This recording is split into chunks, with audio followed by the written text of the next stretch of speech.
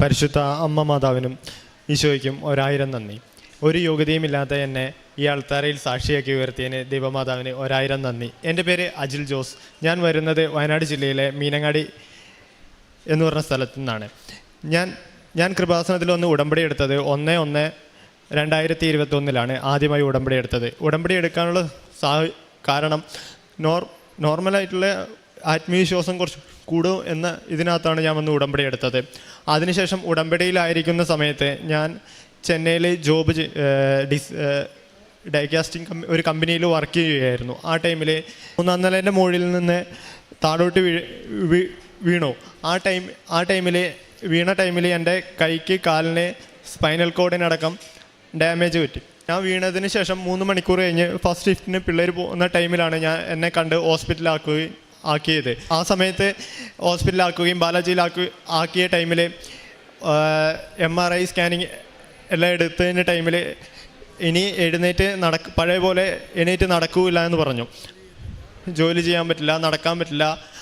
അങ്ങനെ ഒരു അവസ്ഥയിൽ ഞാൻ ബെഡ് റെസ്റ്റിൽ കിടക്കുന്ന ടൈമിലാണ് കൃപാസനത്തെക്കുറിച്ച് കൂടുതലായി യൂട്യൂബിൽ അച്ഛൻ്റെ ധ്യാനം കൂടാനും സാക്ഷ്യങ്ങൾ നിരന്തരമായി കേൾക്കാനും തുടങ്ങി. ആ സമയത്ത് തന്നെ ഞാൻ ഇവിടെ വരികയും ഉടമ്പടിയിൽ ഒന്നുകൂടി ഉറച്ച് കൂടുതൽ പ്രാർത്ഥനാ ജീവിതത്തിലേക്ക് ഞാൻ ജപമാല ചൊല്ലാനും വിശ്വാസ പ്രമാണം ചൊല്ലി ഉടമ്പടി അമ്മയുടെ പ്രത്യക്ഷീകരണ പ്രാർത്ഥന 5:30 മണിക്ക് എഴുന്നേറ്റ് ചൊല്ലുവാനും തുടങ്ങി. നേർച്ച വസ്തുക്കളുടെ ഉപയോഗം ഉടമ്പടി നേർച്ച വസ്തുവായ തൈലം വേദനയുള്ള സ്ഥലങ്ങളിൽ പുരട്ടാനും ഇടയായി. അതിന് കാലിലും പുരട്ടി. അതിനുശേഷം ജപമാല റാലിയിൽ പങ്കെടുക്കുകയും ഞാൻ 3 മാസത്തോളം ബെഡ് റെസ്റ്റിലായിരുന്നു. എഴുന്നേറ്റ് നടക്കുമ്പോൾ തന്നെ വീഴും എന്നൊരു പേടിയായിരുന്നു. ആ സമയങ്ങളിൽ എൻ്റെ കാശുരൂപം എനിക്ക് ബലവും ഉറപ്പും തന്നു. ഉടമ്പടി എടുക്കുന്ന ടൈമിൽ ഞാൻ ഇവിടെ നിന്ന് കൂട്ടുകാരെന്നെ താങ്ങി എടുത്തുകൊണ്ട് പോയിട്ടാണ് ഞാൻ ഉടമ്പടി പുതുക്കിയത്. മെല്ലെ മെല്ലെ നടക്കുവാനും തുടങ്ങി. ഉടമ്പടി നേർച്ച വസ്തുക്കളായ തൈലം പുരട്ടി വേദനയുള്ള സ്ഥലങ്ങളിൽ പുരട്ടാനും ഉടമ്പടി നേർച്ച വസ്തുവായ ഉപ്പ് വെള്ളത്തിൽ മിക്സ് ചെയ്ത് കഴിക്കുകയും ചെയ്തു. ഒന്നാമത്തെ സാക്ഷ്യം അതാണ്. ജപമാല റാലിയിൽ വരുന്ന സമയത്ത് എനിക്ക് കാലിന് നടുവേദന നന്നായിട്ട് അത്യാവശ്യം നല്ല രീതിയിലുണ്ടായിരുന്നു. ആ ടൈമിൽ ഞാനും അമ്മയും കൂടിയാണ് ഫസ്റ്റ് ഇവിടെ വന്ന് ജപമാല റാലിയിൽ പങ്കെടുക്കുകയും എന്നെക്കൊണ്ട് പറ്റുമെന്ന് എനിക്ക് ഉറപ്പുണ്ടായിരുന്നില്ല. ആർക്കെങ്കിലും വരെ എത്തി പോകുമ്പോൾ അത്യാവശ്യം വേദനകളുണ്ടായി. അതിനുശേഷം എനിക്ക് വേദന ഇതുവരെയും വന്നിട്ടില്ല. ഞാനിപ്പോൾ ടൈലിൻ്റെ പണി, വണ്ടി ഡ്രൈവറായിട്ട് എല്ലാ പണിക്ക് വെയിറ്റ് എടുക്കുന്ന വസ്തുക്കളും എല്ലാം എനിക്കിപ്പോൾ ചെയ്യാൻ പറ്റുന്നുണ്ട്. ഞാൻ ആദ്യം ടൂൾ മേക്കറായിട്ടായിരുന്നു വർക്ക് ചെയ്തുകൊണ്ടിരുന്നത്. അതിൽ വെയിറ്റ് കൂടിയ വസ്തുക്കൾ എടുക്കണ ഒരു പ്രയാസകരമായതായിരുന്നു. അതിനാൽ ഞാൻ ആ ജോബ് ഉപേക്ഷിക്കുകയും ചെന്നൈയിൽ പോയി മറുപടിയും ടാക്സി ഓടിക്കുന്ന പണിയിലേക്ക് പോവുകയായിരുന്നു. വെയിറ്റ് എനിക്ക് പേടിയായിരുന്നു. ഇപ്പോൾ ഞാൻ ടൈലിൻ്റെ പണിയാണ് വർക്ക് ചെയ്തുകൊണ്ടിരിക്കുകയാണ്. ഒരു പ്രാവശ്യം ഞാൻ ചെന്നൈയിൽ നിന്ന് ഇങ്ങോട്ട് വരണ ടൈമിൽ എൻ്റെ കയ്യിൽ നിന്ന് മൊബൈൽ, പേഴ്സ് എല്ലാം നഷ്ടപ്പെട്ടു പോയി ട്രെയിനിൽ നിന്ന്.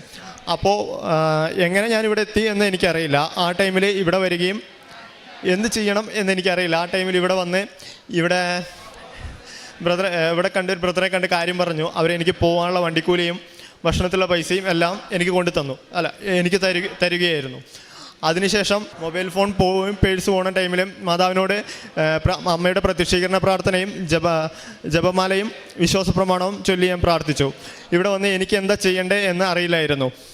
ആ ടൈമിലായിരുന്നു ഒരു ബ്രദറെ കാണുകയും പുള്ളി ഓഫീസിൽ നിന്ന് എനിക്ക് പൈസ തരികയും ചെയ്തു. എനിക്ക് അതുവരെ ഒരു ഇതുണ്ടായിരുന്നു, പൈസയ്ക്ക് വേണ്ടി മാത്രമുള്ളൊരു ഇതായിരുന്നു കൃപാസനമെന്ന്.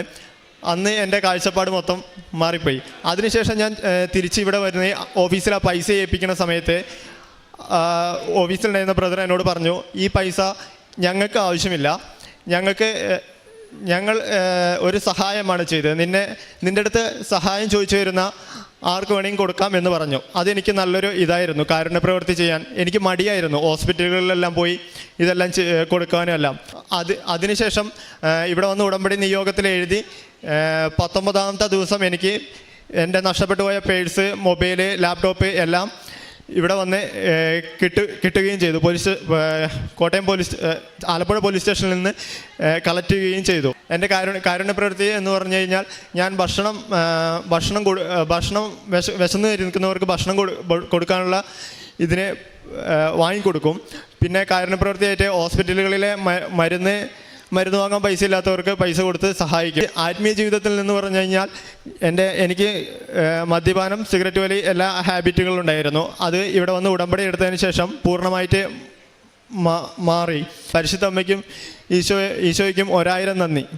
റോമ 10:9 യേശു കർത്താവാണ് എന്ന അധരം കൊണ്ട് ഏറ്റുപറയുകയും ദൈവം അവനെ മരിച്ചവരിൽ നിന്ന് ഉയർപ്പിച്ചു എന്ന് ഹൃദയത്തിൽ വിശ്വസിക്കുകയും ചെയ്താൽ നീ രക്ഷ പ്രാപിക്കും. അൽജി ജോസ് എന്ന ഈ മകൻ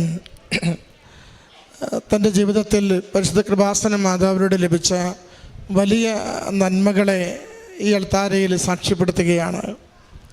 3-ാം നിലയിൽ നിന്ന് വീഴുക എന്ന് പറയുമ്പോൾ ഏതാണ്ടൊരു 30 അടി ഉയരത്തിൽ നിന്നുള്ള വീഴ്ചയാണ്. 2 കൈകൾ 2 കാലുകൾ നട്ടെല്ല് 3നും സാരമായ പരിക്കോടെയാണ് മകൻ താഴെ എത്തുന്നത്. ഇനി എഴുന്നേറ്റ് നടക്കില്ല, ഇനി ജോലി ചെയ്യാനാവില്ല, ജീവിതം കട്ടിലിൽ തന്നെ ആയിരിക്കും എന്നൊക്കെ ഡോക്ടർമാർ വിധിയെഴുതിയ ഒരു മകനാണ് ഈ അൾത്താരയിൽ നിൽക്കുന്നത്. അവൻ ആദ്യം ഉടമ്പടിയെടുത്ത മകനാണ്.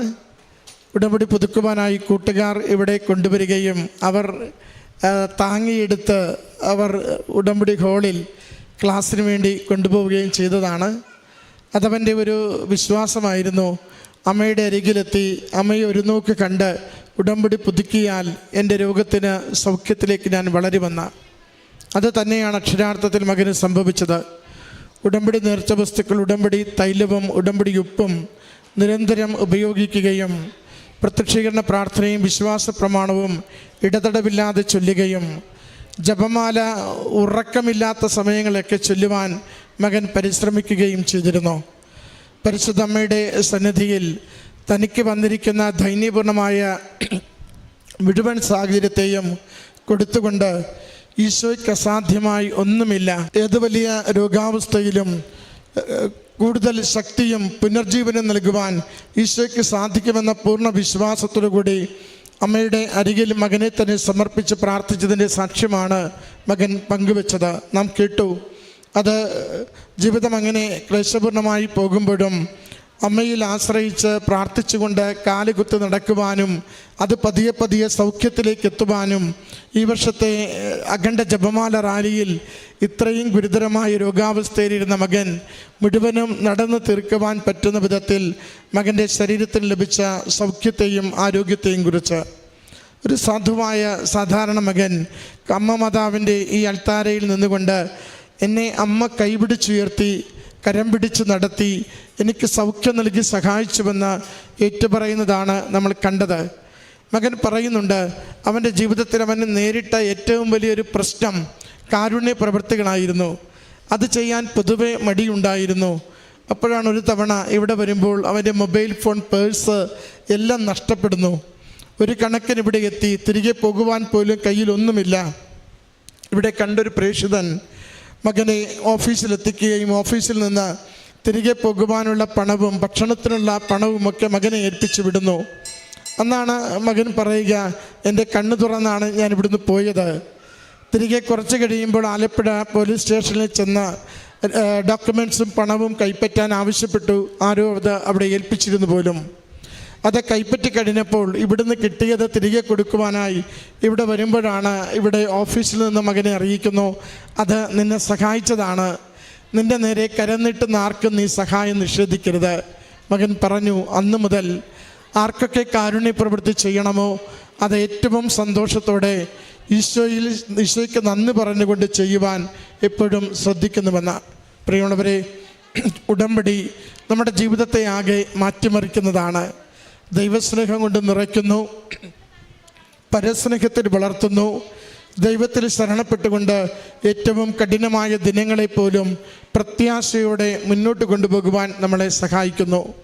മകന് ലഭിച്ച രോഗസൗഖ്യത്തിനും കാഴ്ചപ്പാടുകൾക്കും അമ്മ മാതാവിനും തിരുക്കുമാരനും നന്ദി പറഞ്ഞുകൊണ്ട് ഈ സാക്ഷ്യം കരങ്ങളടിച്ച് നമുക്ക് സമർപ്പിക്കാം. അത്യപൂർവ ദൈവാനുഭവങ്ങൾ ഇനി നിങ്ങൾക്കും സ്വന്തം.